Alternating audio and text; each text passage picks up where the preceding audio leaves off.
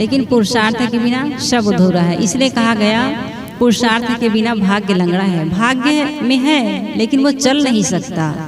इसलिए हर आदमी को चाहिए कि वो पुरुषार्थ करे और पुरुषार्थ से ही सब कुछ मिल पाता है।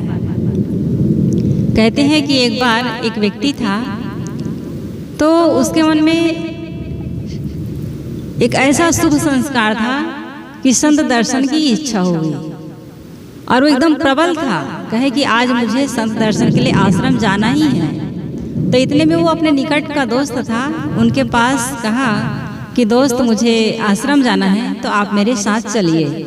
उनके दोस्त ने कहा कि यार कहाँ मुझे घसीट रहे हो, मेरे पास टाइम नहीं है, मुझे दुकान जाना है, अमुक रिश्तेदार के यहाँ जाना है, ये काम करवाना है, वो काम करवाना है। खास बात उनके मित्र का मन नहीं था तो जिस किसी भांति से वो टाल रहा था और उसके टालने के कारण जिस व्यक्ति के मन में संत दर्शन की इच्छा थी वो बहुत दुखी हो गया, परेशान हो गया।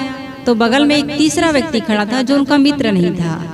तो उन्होंने कहा कि यार मैं आपके साथ चल सकता हूँ। जब सामने वाले की परेशानी को देखा, उनके दुख को देखा तो कहा कि मैं आपके साथ चल सकता हूँ यदि आप चाहें तो। उन्होंने कहा ठीक है और फिर दोनों चले आश्रम। तो हुआ ये कि सुबह सुबह का समय था और संत जी सुबह 4 बजे ही निकल जाते थे जंगल की ओर ध्यान साधना के लिए और फिर लेट से आश्रम पहुंचते थे। उनका कोई समय नहीं होता था, कभी 10 बजे, कभी 11 बजे तो कभी 12 बजे लौटते थे। संयोग ऐसा कि जब वो व्यक्ति गया संत दर्शन के लिए तो संत जी नहीं मिले। अब जब संत जी नहीं मिले तो कहते हैं कि यार इच्छा तो बहुत थी लेकिन संत मिले नहीं, मैं इंतजार तो नहीं कर सकता, मैं जाता हूँ। तो जो व्यक्ति उनके साथ में गया हुआ था उन्होंने कहा कि भाई आपकी इतनी प्रबल इच्छा है, थोड़ा इंतजार कर लीजिए, थोड़ा रुक जाते हैं फिर मिलकर के ही चलिएगा। उन्होंने कहा कि नहीं, मेरे मन में था आ गया लेकिन अब मैं समय नहीं दे सकता, मैं परिश्रम नहीं कर सकता। तो वो चला गया और जो उनके साथ में गया था उन्होंने कहा कि भाई मैं इतना दूर आ ही गया हूँ, कभी संत का दर्शन किया नहीं, न कभी इच्छा हुई नहीं, चलो मैं ही इंतजार कर लेता हूँ। ठीक है आप जाइए और मैं बैठता हूँ। वो बैठा रहा। 2 घंटा के बाद संत जी आए और आए तो संत को कभी देखा नहीं था लेकिन देखते ही समझ गए कि यही है। उनके शरीर का आभामंडल, उनके नेत्र, उनके हाव भाव सब और उनका कमंडल सब कुछ बता रहा था कि यही संत है। तो जो व्यक्ति उनके साथ में गया था, जो इंतजार में बैठा था, वह संत के पास गया, उनके चरणों में झुक गया। जैसे ही चरणों में झुका संत ने उठाया उन्हें, उनके पीठ पर थपकी लगाया और कहा कि बेटा कब से आए हो। तो इतना जब बात किया तो सामने वाला व्यक्ति गदगद हो गया। फिर संत ने उन्हें पास में बिठाया, उस ज्ञान की चर्चा की और जैसे ज्ञान की चर्चा की उन्हें बहुत कुछ अच्छा लगा।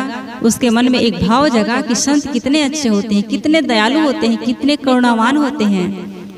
फिर संत के प्रति उसके मन में प्रेम जगा और फिर वो समय समय से जाने लगा और जाते जाते उन्होंने एक सद्मार्ग पकड़ा। वो कैसा आदमी था जिसका खान पान भी ठीक नहीं था, जिनका रहन सहन भी ठीक नहीं था, लेकिन संत का दर्शन, उनके हाव भाव, उनका वाणी विचार सब कुछ उन्हें प्रभावित किया और वह व्यक्ति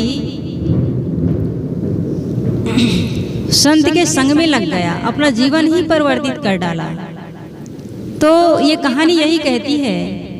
हाँ, इधर ये हुआ कि संत जी जंगल तो गए थे, अब जब लौटे हैं तो कहाँ गए, उस व्यक्ति के यहाँ जिन्होंने कहा कि मुझे संत दर्शन की इच्छा नहीं है। तो संत जी घर में तो पहुँच गए, दर्शन दे दिए, लेकिन सामने वाला व्यक्ति के मन में संत के प्रति कोई भाव नहीं था, इसलिए उनका आदर सत्कार भी नहीं किया, अच्छा भाव भी मन में नहीं रखा और वो कुछ भी लाभ नहीं ले पाया।